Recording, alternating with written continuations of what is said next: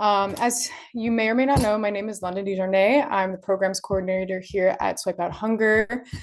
This session is so special to me, especially because I got my work started off as a student myself, doing organizing around student basic needs and food insecurity on campuses. And so I'm just really, really excited that we're able to spotlight the leadership of students who are really changing their campuses one day at a time.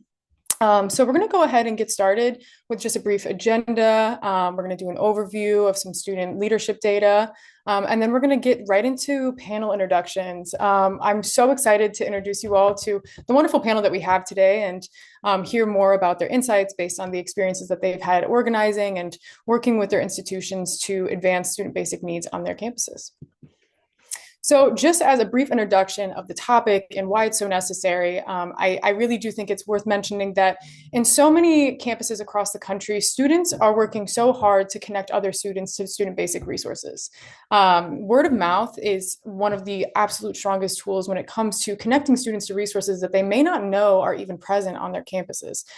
Which is why involving students in designing these resources is not only an amazing means of making sure that those resources are genuinely meeting the needs of the students so that we can actually address the issues that they're experiencing, but also ensures that it is reaching students because if there isn't an opportunity for these resources to be shared on directories or websites, students may not even know that it exists. Big campuses have so many resources that students especially have a really hard time meeting. And on top of even just size and regional aspects, identity of students is a huge aspect in being able to connect to resources, which is why 67% of students who are eligible for SNAP oftentimes do not use it, which is typically due to confusing requirements and inaccessible resources. And this was a statistic that was found from the Hope Center in their basic needs survey. And I think it's really important to note that, even if students are actively experiencing food insecurity or are living low income, they typically are not being connected to these resources that could be changing their situation for them. And it's even more so for students of color. They face a barrier in entry of not knowing where there is resources within their higher educations. And this is a serious issue that has affected so many campuses across the country, which is why student basic need hubs are so essential in assisting students in connecting with resources such as SNAP, food pantries, mental health services, sexual health services, having everything in one centralized location that is accessible for students not only identifies, their needs and addresses them, but it also gives them the opportunity to connect with other students who have similar backgrounds, which is just as important. Connecting with others who you share a sense of kinship with or mirror your background as well is oftentimes crucial for students developing a sense of belonging on their campuses, which I would argue is just as important as keeping your stomach fed. So just some quick academic insight from the Public Health Nutrition Journal. There was this quote that I found in a study that I think is just really pinpointing exactly why this conversation is so important. It says, to best improve food security and promote health equity for students, higher education educators and administrators should use a conceptual framework that employs inclusive and interdisciplinary approaches aligning with the needs of students, which vary from one higher education institution to another. So here we really do see that including students in these conversations is ultimately the best way of ensuring that the programs that you're introducing to your campuses are truly meeting the needs and also making sure that you have a communicative campus that is aligning its resources with public insight. So I would love to get started introducing our amazing panelists that we have today. If everybody could give it up for Amanda, our first panelist, she's going to go ahead and give a brief introduction. Hello, everybody. First of all, thank you, London, for inviting me to this panel. This is a very great opportunity to share a bit of what we've been working here at Oberlin, for example, and from my perspective as a student. So thank you for uplifting our voices. My name is Amanda Cabrera. I am an international student coming from the Global South. I am from Paraguay. And I am studying sociology here at Oberlin. I'm in my fourth year. And I've been in charge of a pretty recent project that we've developed here at Oberlin called the Oven Eats Closet, which is basically like a pantry for basic necessity items. And I've been managing it with the Bonner leadership team. And yeah, I'm really excited about sharing more of my experience, more of what conversations have happened for this to exist, and what kind of thinking process we went through in order to kind of visualize a project like this and put it in place in a place like Overling, which again, like London mentioned before, it's not like other liberal arts school for many reasons, and we appreciate the diversity of our school as well. So we kind of created this with a more personalized vision of what our campus is and how our students are and how we each communicate and what kind of resources we have here. um, so yeah, you can read a little bit about me in my bio there, and if you have any questions directly for me, I will be super happy to answer. Thank you so much, Amanda. I appreciate it. Moving on, we're going to introduce Amaya. So give it up for Amaya. Ooh. Hi everyone. My name's Amaya Ruiz. My pronouns are they, them. Happy Black History Month. Everybody, I can't see nobody, but happy Black History Month. Um, so I'm an Afro-Indigenous Puerto Rican organizer. I mostly do decolonial facilitating and organizing. Right now, I work at Young Latino Network, which is a Cleveland-based organization. And I do their Raíces programmings, which is basically all the woo-woo stuff, racial justice, social justice, all of those good things. I'm really happy to be here. I've never done food justice work. I've just been adjacent to uh London on their journey, which is cool. Um, but I feel like I have some meaningful things to contribute. I also put a lot of stock in mentor and menteeship. So if you have questions, please don't be afraid to ask. Um, London for my information. So yeah. Yes, as Maya did mention, I will be sharing out information to contact our panelists further if you do have any questions after the conclusion of the meeting. So thank you so much, Maya. I appreciate that. And moving forward, Nandita.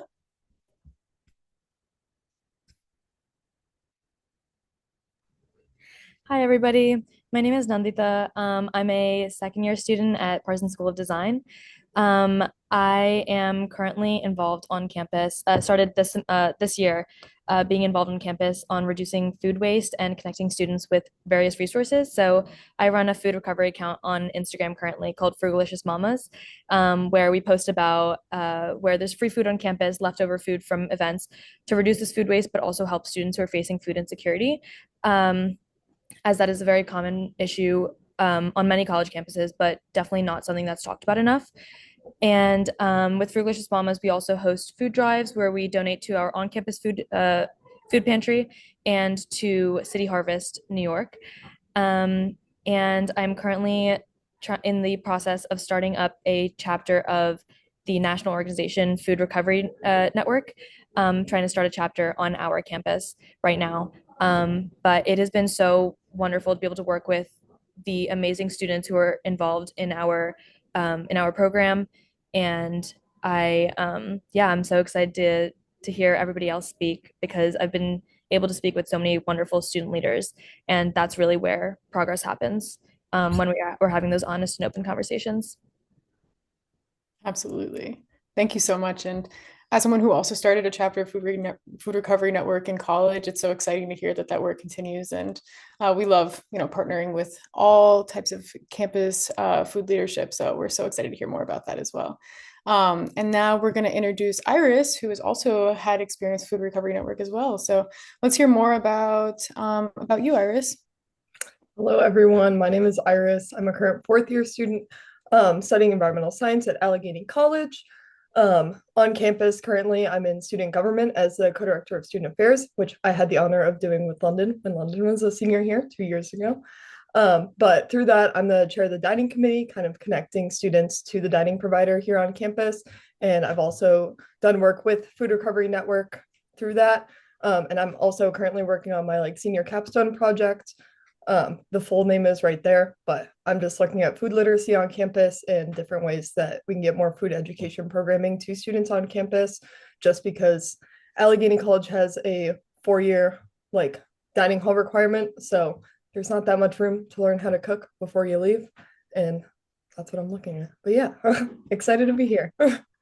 Thank you so much, Iris. I really appreciate it. Yeah, we're just going to get started with our questions. And I just wanted to let everybody know who's attending online. If you have any thoughts about any of the questions that we're discussing today, please feel free to share your thoughts in the chat. We'll be responding. Panelists will also respond when they have the chance. But just know that at the end, we're going to open up the floor for further questions if you do have any further questions. And as I stated before, if you want to follow up with any of our speakers after the fact, we can get you connected.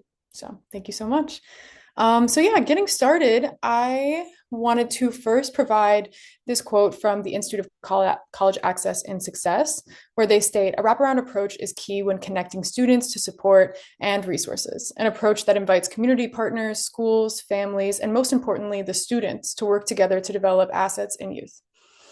And I wanted to just kind of use that as an introduction to our first question, which is, in your experience, what role do students play in securing equitable campus resources? So even beyond food, even beyond student basic resources, what are students doing when it comes to securing the sort of campus that they need in order to thrive? I can take that question if that's fine. Yeah, please.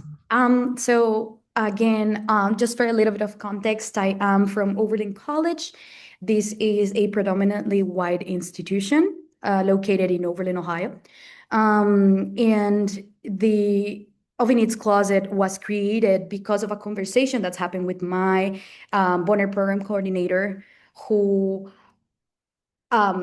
whom I had a lot of conversations about different topics on food justice and basic necessities on campus for students, especially first generation students and students that are more on the margins of what it will be considered a typical OV or like an OV student, an Overton student. And so that conversation in which we talked about basically the power that the Bonner program has here made me understand that I also carry that power with me, that I carry the education that this institution has provided me with. And I also carry a lot of knowledge from previous experiences that I've had. And through those conversations, when I proposed the idea of starting a little resource that, because our main focus wasn't food justice, but was more like support on basic necessities because students have complex lives. And in order to be a student, there's many things that happen on campus. You gotta eat, you gotta get ready for classes, you gotta have school supplies, you gotta have. So there's many components into being a student. Food is a very, very, very important one that I'm super happy Swipe Hunger exists to like bring these conversations about food insecurity on campuses, because education tends to, like a university or an institution, higher education institution, tend to be a privileged place in which a lot of people perceive the people who are in there as, right? So I'm kind of going back sides to my point, but through this conversation, basically this my mentor was the one who sparked in me the curiosity of, hey, these are all the things, these are all like the bad things that students are going through, but what can we do with it? What can we do with it? And she was mostly proposed thinking or like creating an idea on utilizing like a vacant space that we have here in our center. We're very lucky to have a really nice physical space with offices and different little pockets of spaces that other students that are not part of this program, the Bonner program, can enjoy. So basically she showed me this like vacant space and she was like, what can we do here to like create some sort of resource that can at least support some of the things that students have to can support some of the other aspects of being a student that's not related to academics. And so that's how we created the Oven Eats Closet kind of concept, right? This is a resource that aims to provide a variety of like brand new items and products to underserved OVs at no cost. So from personal hygiene, care products, dorm essential, cleaning supplies, winter gear, non-perishable, easy to cook foods, all of those things are made possible by the funding of like mini grants and a little some other funds that we have here in our Bonner Center, plus donations from faculty and staff. So I think this initial conversation was the one that empowered me to say, hey, this is something that can be done. And me as a student, even though at the moment in which we had those conversations, I felt like I didn't have the power to do anything like super big for people that were going through different, necessities and stuff like that. When my mentor was the one telling me, hey, I see that this is a problem and I see that so many people are like worried about it, what can we do? When my mentor was the one presenting me that question, I was like, hey, I want to think this with you. I felt like my mentor grabbed my hand and walked me through that thinking process. So I think the role of students sometimes is also like uh, be that I feel like students need to be empowered to take decisions sometimes as well with a person, and that's a very like the thinking process with a student to create a resource like this is like very important. We live here every day, so um, yeah, I think my experience has been that with my mentor and the conversations that have happened. So That's amazing. That is absolutely, it's so wonderful to hear more about how that came to be and how student input was really essential in building that from the ground up. So thank you so much for sharing that. Do we have any other thoughts from the panel? I have some thoughts on that. Um, I do have multiple learning disabilities, so I will be shamelessly reading from my notes. So if it looks like I'm reading, that's why. Um, but yeah, like I think that students are the foundation of literally all the work and all the change that happens on college campuses. Because you can't do work that serves a group of people without that group of people. Like it's not possible and it's a waste of resources.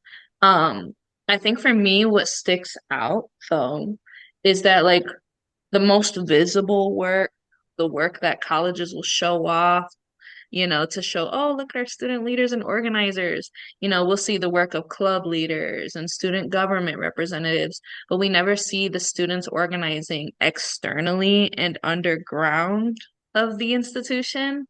And I think it does student empowerment such a disservice. And I think that's intentional. Like what are we able to do when we think beyond labels that are necessary to uphold power structures in academia? When we take out the label of teacher, professor, student, townie, and instead see each other as comrades with a common goal, that can achieve so much more than what our internal institutional organizing would allow. Heavy on the organizing. Um, because the biggest changes like I've seen at schools happened when people were willing to step outside of those boxes. And I think, with me being neurodivergent, specifically on the spectrum, I don't have time or capacity for bullshit. So, like, I was really only able to entertain the idea of being a student government leader or the leader of a club for like 2 minutes before I was like, okay, y'all are playing in my face, and I'm just gonna have to get this done, like, in a real way. So I guess I'm using my answer to say shout out to student leaders who like, don't get the awards, that don't get put in the newspaper, that, they gain a reputation for being too loud or uncooperative, but they are the ones that are really making the changes behind these policies and the ones applying pressure to do so. And that applies to professors and people off campus too. Mm-hmm. Yeah, our community partners are essential in advancing this work. I think for so many pantries, like they couldn't do essentially what there is that they're doing if it wasn't for the partnerships that they have externally. So absolutely hear you on that. And yeah, similarly, the students, that are not always getting featured are the ones that are typically doing a lot of this work. And so it's important to acknowledge them. And that's what we're hoping to do here today. So I was planning on moving forward just so we could make it to the other questions. Were there any other brief responses that other panelists wanted to provide?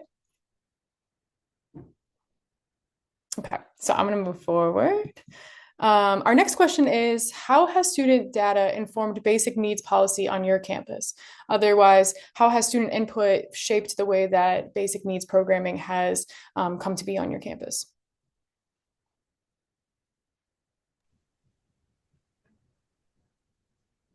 Okay. Iris, you want to take that or okay. I'll talk after you. Okay. Um, I think such a huge part of the student-run efforts is that students are the ones in these conversations, and they're the ones that kind of realize these issues on campus. And honestly, that's not even. I think that's just like that's not a fault of administrators or staff. It's just objectively, students are in these conversations with their classmates, with their friends, with their roommates, and they hear about issues that are happening on campus and the needs that need to be met, and they meet those needs, or they find ways to meet them. Um, and when the people who originally had started the account on my campus, they were hearing from students that, or we were hearing from clubs that would have these events. They would have all this food left over, and they would just end up throwing it away when there were students who could definitely use that food.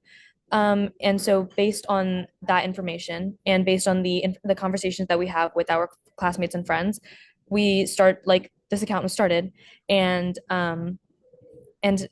then hearing back from students that it's helping people.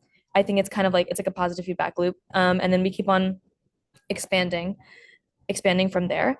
And when this account was started, it started off quite small, just us kind of running around campus taking pictures of food.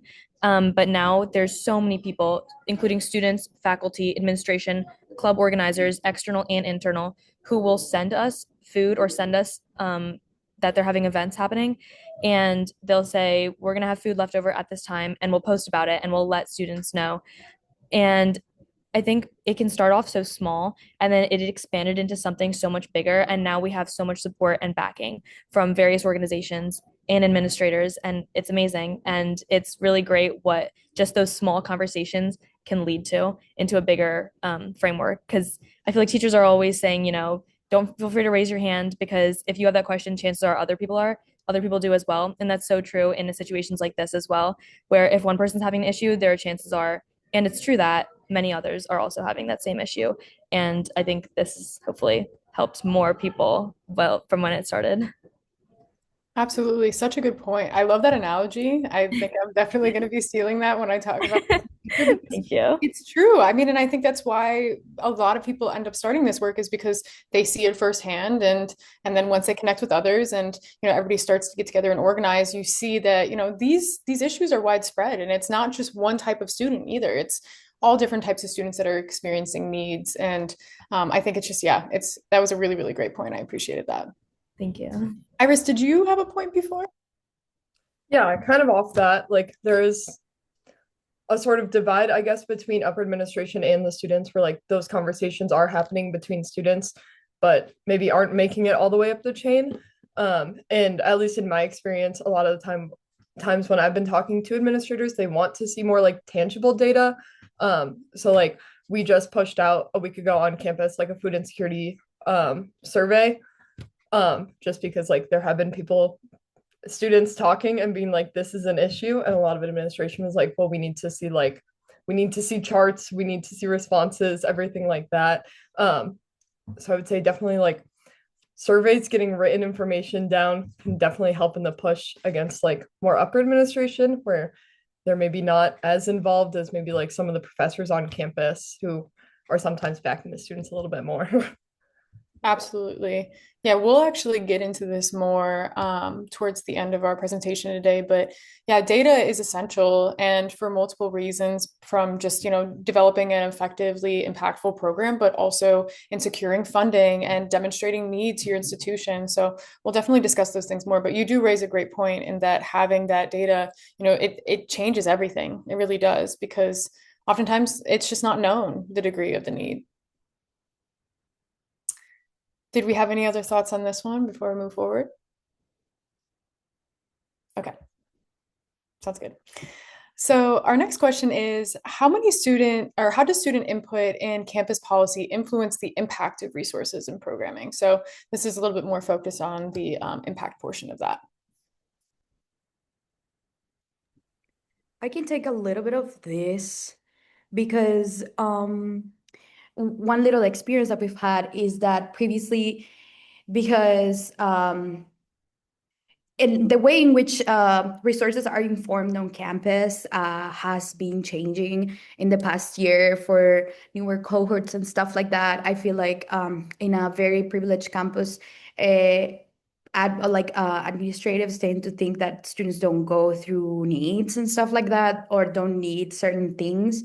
Um, but again, it's important that students are involved in this kind of work, because we bring the concerns and the real issues that should be seen, right?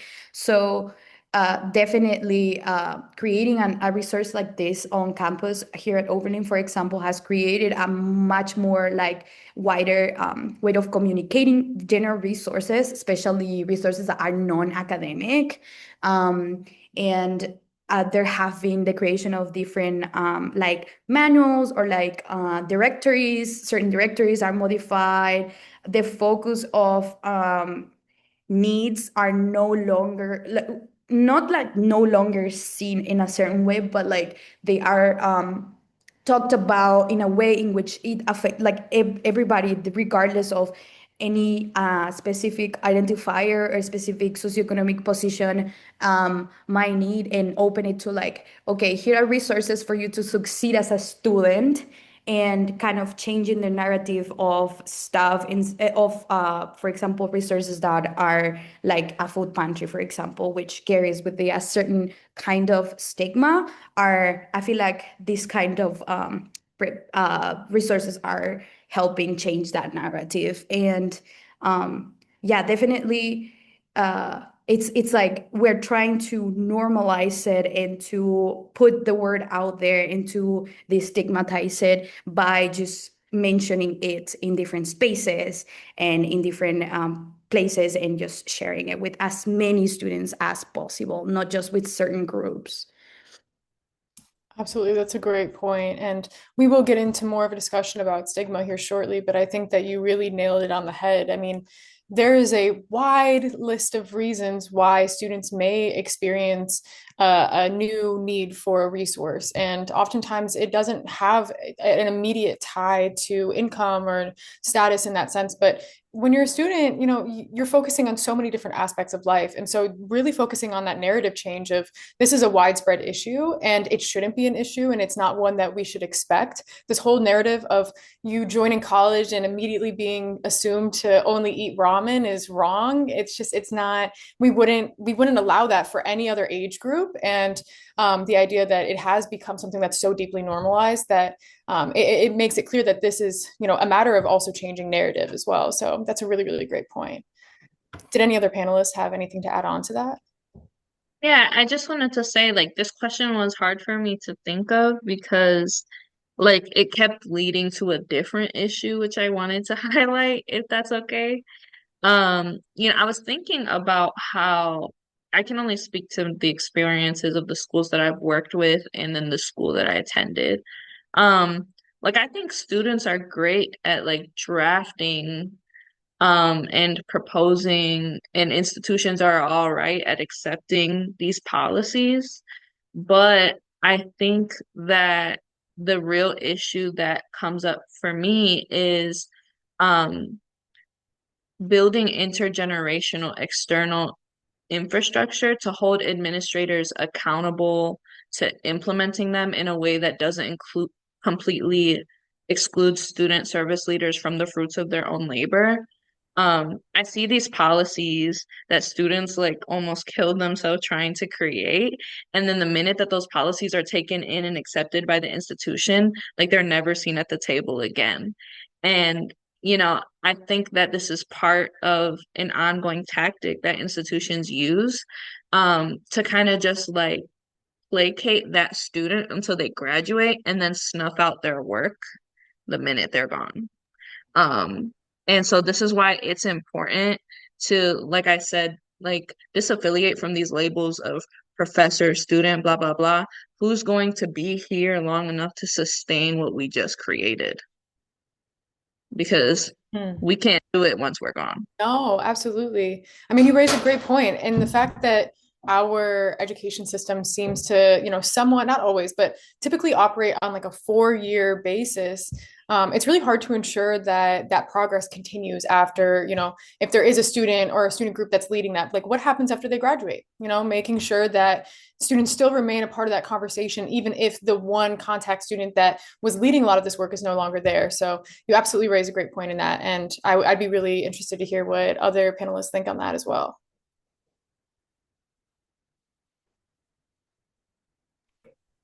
I mean, to that point, like I have seen firsthand like some of London's work from being on campus like slip out after graduation, and like I've specifically contacted you multiple times being like, what do I do, what do I do, what do I do, and just kind of like having someone to like pick up a little bit, even though it's like never going to be the same because it's not what the original student intended for. And like I think that's also a really hard part of it there.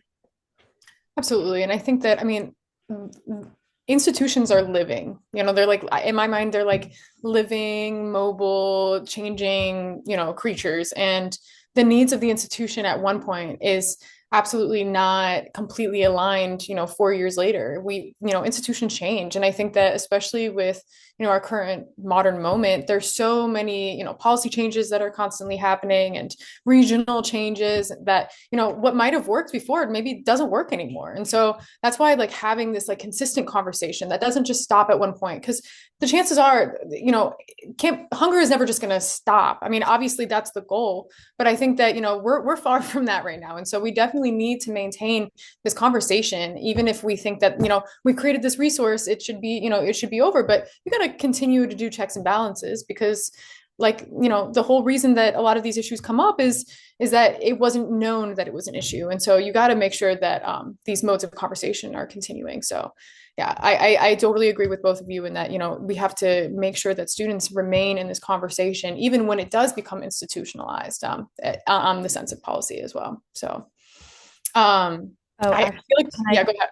Oh, sorry. Can I quickly add something? Yeah, please, I definitely do have to shout out Peppy, who was supposed to be here today.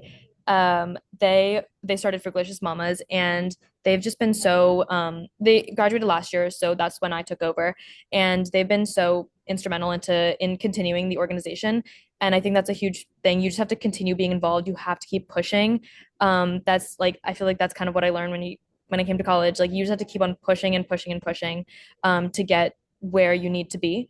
And especially because these things take time and they take a lot of moving parts. There's a lot of moving parts. They take a lot of effort, and you just have to keep on pushing through that. And Peppy has been so phenomenal in keeping in touch with me on continuing the organization and continuing helping policy changes and pushing the message and the purpose of our program.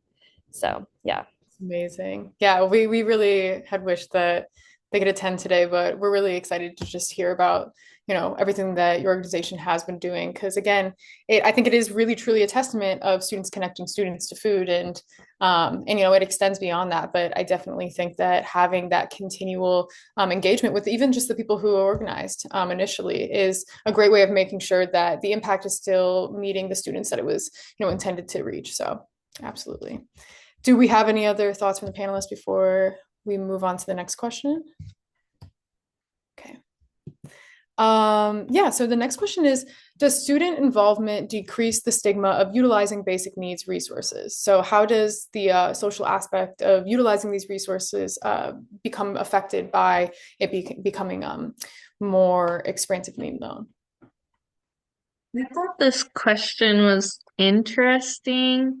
Sorry to be so anti about everything, but I'm like, I have to approach this like a critical thinker. And I was having trouble with this question because, like, it just wasn't resonating with me. And I was like, well, let me, try to figure out why. And I think it comes down to what you were saying, London, about narrative changes in general.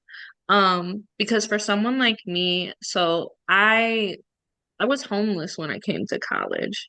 And before I was homeless, I was always underneath the poverty line. So I didn't even know I was hungry. And I didn't even know I had no education around nutrition, let alone how it can impact academics. And I certainly didn't know that like having more food was an option. I just thought the world was like that.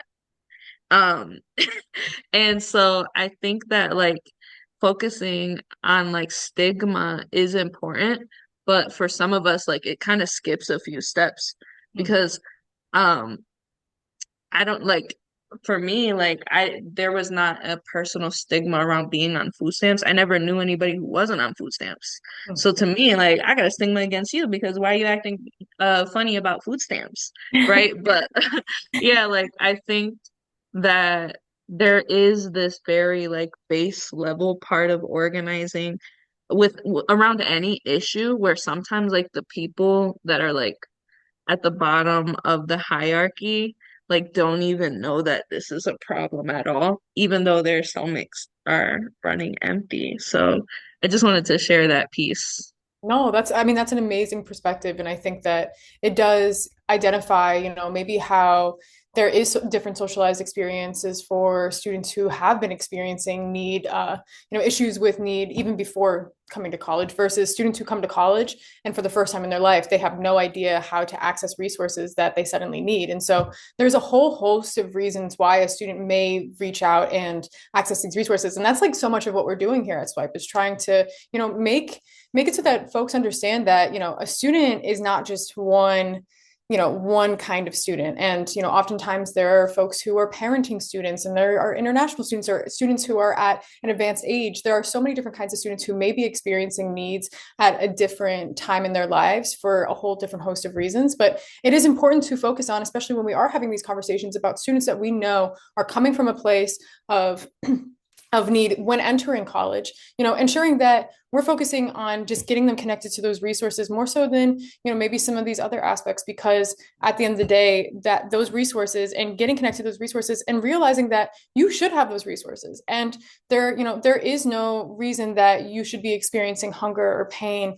And really just like focusing on that from like a narrative change educational aspect is so important. And I'm sure Iris probably has a lot to share about this as well, seeing as so much of the work that you're doing is focusing on getting students information about, food education and all these aspects. Like these are things that all students should have. And if you don't know that, you should have them when you're entering college, how can you know that, there is a whole socialized aspect of this? So that's a really great point of mine. And yeah, I totally appreciate all of your comments. Please think critically about these things. That's the whole point of this. Do we have any other thoughts from panelists?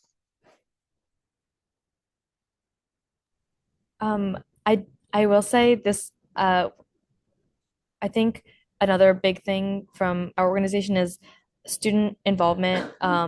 It allows for fellow students to reach out with the nervousness or fear that kind of may come from speaking to someone in administration. And it's not necessarily a reflection of administration, it's just a natural instinct to kind of a natural instinct for comfort and familiarity to speak with fellow students. And the account we run is so informal and casual, and I think that really encourages students to reach out. But it was definitely interesting to hear what Amaya was saying about that because it's so much about community and that familiarity and being able to speak to people that you feel comfortable with and that you can relate to in different parts of your life. Absolutely.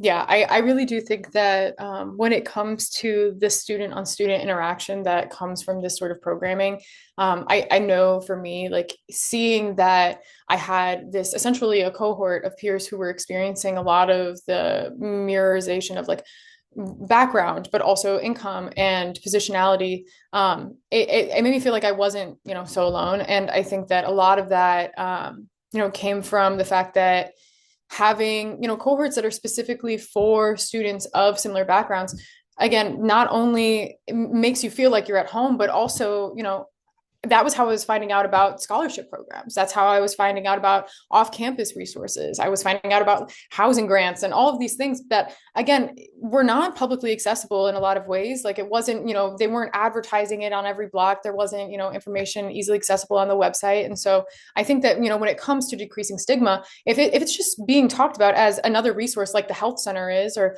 like, the dean of students is, it won't feel like it's this thing that's only for students who are experiencing this thing. It's for all students. And so I definitely think it was, both of those are really, really great points when it comes to what does that look like when students know that they can go to other students. Last call for any last input from our panelists before we move on to our last question. All right. Our last question is, how should students find a balance between campus engagement and burnout? And I think we've started to touch on this a bit today, but it is incredibly hard work. And I'm sure that the administrators and students that are on the call right now that are working on these sort of projects on their own campuses can attest that this is hard work. It's absolutely hard work for anybody that's doing it. So if you have any sort of suggestions on how students, find a balance of advancing these sort of programs on their campuses while also, taking care of themselves, I would be all ears. So open it up to the panelists.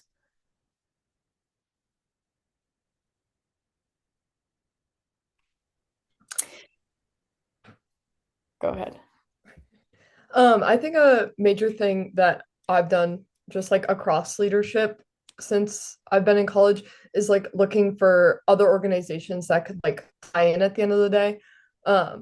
Like last year, the Food Recovery Network chapter on campus like was not that functional. So this year it has kind of like been absorbed in with some of the green clubs on campus, since Allegheny is a very like green focused college and environmental science school.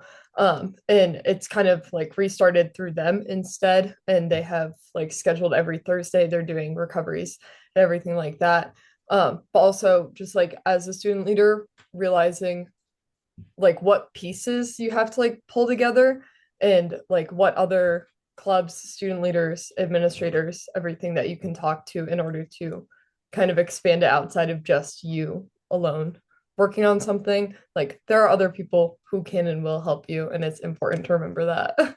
Absolutely. Yeah. The first step that we do with our partner campuses a lot of the times is asset mapping, taking a look at what other organizations or even just individuals or student groups are already doing work that is even adjacent to this. Like it doesn't have to be exactly just food, but it's essentially the same concept for a lot of other organizations that are working on providing resources to students. So when you're able to, consolidate all these into a list and essentially look at them and say, hey, how can we all work together to provide what resources we have, what insights we have, what connections to admin we have, and advance this progress is it does lead to less burnout, because it's just teamwork. You're working with a lighter load when you know that you've got people on your back too. So it's a great point, Iris.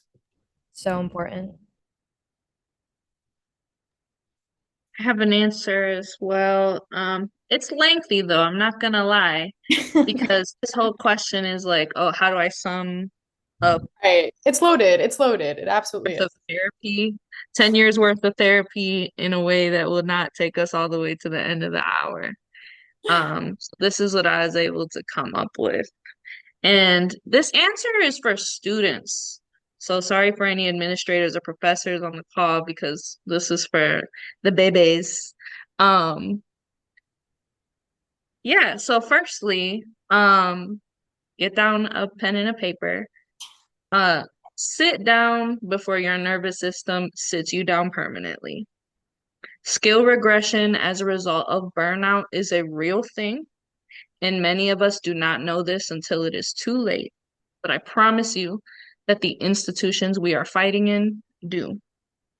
That's number one. Number two, allow others to step up, delegate, rest. You are not a savior.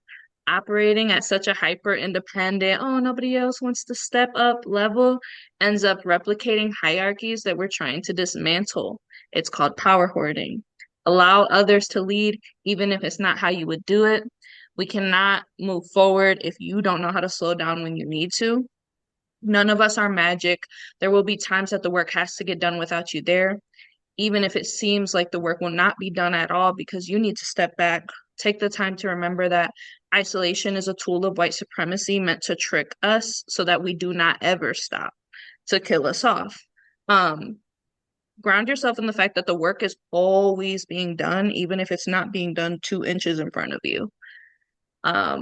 Next, heal. If you think that your personal traumas don't show up in the way that you do your work, you're wrong, and you need to reflect on your approaches critically. You may be thinking of someone who struggles with anger issues or someone with more visible trauma. However, if you're somebody that struggles with compulsive caretaking or codependency, then you're also somebody who struggles with compulsive leadership or who may even hold a mindset that self-sacrifice is a virtue. So check your savior mentality at the door. Savior behaviors. It's not just about people in power thinking they know what's better for people at the bottom of the hierarchy. It's also about student leaders making the choice to sacrifice their own well-being and abandon themselves constantly, and then turn around towards other people in this work with resentment for not doing the same. And this is just one example. So take a deep look at how your trauma guides your hand as a leader, because these institutions are counting on you not to. Next, I only have 2 more points, I promise. Academia is an institutional built on colonial violence and whiteness. Therefore, none of us will find our salvation in it. Do not wait around for, and this isn't just academia, this is also nonprofit work too, for everyone else on the call. Don't wait around for them to care about your well-being because they will not. You must. If you find that your institution is paying mind to your well-being, then I would be critical of your own orientation to this work, because an institution would never protect somebody looking to dismantle its foundation, which in this case is elitism, colonial violence, and institutional racism. There is no food sovereignty without abolition of all colonial systems. So don't wait on these organizations or institutions to save you if you plan to be a part of the fight on a real level. Most importantly, if this applies, please remember that you are a part of the communities that you are serving. And therefore, as a leader, the way that you show up for yourself or don't sets an example for the rest of the community. So take that all with you. I was like, that's a good question. I was like, I was thinking about this conversation, maybe like the third to last conversation me and London had when we went to college together. And I think about that conversation all the time. And I'm like, these are all the things I wish I would have said, but I was still healing myself. So students, please take this and share it. No, absolutely. All those points were absolutely crucial. And yeah, if I could echo each of those points, I mean, I wish I could have written quicker than that, because that was a lot of really great information. And yeah, and I wish I, had it sooner in a lot of ways. I think that it's important to know the limits, and it's important to know that it is far more impactful to bring more people in to help you than it is to just do it alone. So you never have to do these things alone. That's what we try to tell everyone is look at your campus. There are other people who want to do this too. It's just a matter of connecting with them. So thank you so much for that, Amaya. I do, just for the sake of time, want to keep moving forward on our last couple of slides about resources that we have about this topic. I just wanted to make sure first that there were no other responses that panelists wanted to quickly provide to wrap up this discussion. I think that truly Amaya did it though. All right. Well, again, if you do have any thoughts that you're like, you know what, I wish I would have said this, go ahead and drop it in the chat. We'll still be taking a look at that. And yeah, any insight is important insight. So thank you all so much. This panel has been absolutely amazing. And I feel like I'm walking away with new knowledge. And so I really hope that that's the same thing that all of our participants are feeling today. So I really do have to commend you all for the work that you're doing or the work that you have done. Again, it's not easy. it's not easy for students, administrators, professors. It's no matter who you are in this work, it's hard work. And I think that, again, walking away with this understanding that we are stronger when we work together is, again, it is the most important point, I would argue. So thank you all again. I appreciate it. Just moving on, I want to share other resources that could provide more context to you as you're doing this work. The first one is in a student emergency resource guide, which provides information for students who are helping other students with emergency circumstances relating to student basic needs. The other two resources are a little bit more for long-term consideration. So we have our Funding Your Program Toolkit, which provides information as far as sustaining these resources so that, like we said before, they don't just end shortly after a student is organizing them. And lastly, using our data to drive impact toolkit, which I really do want to focus on today because it did come up a couple times, but having data to show to your institution and also external resources that your students are experiencing what they are on their campus is so important. And for a whole plethora of reasons. And so I'll urge you to take a look at that toolkit. But just as a brief introduction, I do want to first off thank everyone who was involved in this, both at the panelist level, but the student leader level, and use it as a shameless plug for our campus leader survey. This is a very essential survey that helps us understand the needs of our leaders across the nation and use that data to communicate back to legislators. And it also is essential for maintaining your partnership with us. So please let us know what's happening on your campus. If you fill out this form here today, you can fill it out. It's pretty quick, but if you have any questions, please feel free to reach out to me. Before we end, though, I do want to explain why this is so important. And first off, it's because it's not evidence-based. And so when you're lacking critical information about what the root causes of student needs are, you're not addressing it in a way that genuinely impacts students. You're not finding solutions that are truly aligned with what the issue are. And in addition to that, as I mentioned before, it limits institutional buy-in. Institutions oftentimes want to see demonstrated quantifiable need. And that is typically what their first step is in demonstrating that this is something worth investing in. And it is unfortunate. I think that there should be more of a prioritization of qualitative data. I think that student input that is just on the basis of experience is so important. But again, these numbers are really important. And again, outside of just the institution, it's essential for grant requirements. Most external funders outside of just the institution also require some sort of student data for reporting purposes. And so most of these applications that you're going to see are going to ask these same questions that your institutions are also asking. So it is something really important to keep in mind. And lastly, in addition to that, it demonstrates commitment. And I think that what we're hearing today is that students are making an expression that they don't feel seen, they don't feel heard, they don't feel like there are mechanisms for them to communicate with their institution about what their needs are. And so when you do provide an opportunity for students to just provide input, explain what their experience has been, and provide potential ideas of how it can be addressed, you not only, like I said before, connect to what the actual need is, but you also show them that you care. And everybody wants to feel cared for. And so I certainly think it's something that we should all take into consideration. And the Campus Leader Survey is a great first start to that.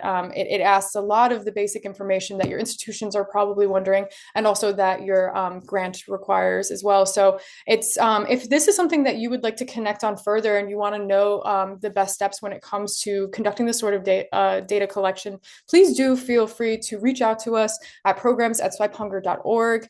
I can get you connected to our internal resources that expand beyond just what works for your institution, but what's going to work in communicating this broadly. And I really just think that this work it's hard to navigate, but the people who have done it know it. And I'm so eager to share this information. So definitely reach out to me. We'll be doing more programming in the future about data collection. But this is just a brief little introduction to how it really affects our student leaders, both in the work that they're doing, but also in the programming that they're able to receive. So again, I want to thank you all so much for attending today. Please stay within our network. I will be sending out these slides after we conclude here today with some further information about connecting with our panelists if you did have any further questions. But we have 3 minutes. I do want to quickly just open it up. If there was any final questions, feel free to type it in the chat so that we can answer these questions for you now. Thank you, folks.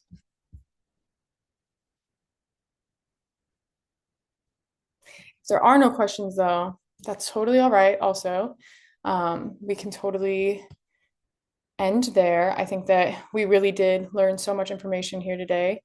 Did any of the panelists have any last thoughts that they wanted to share with our audience before closing up?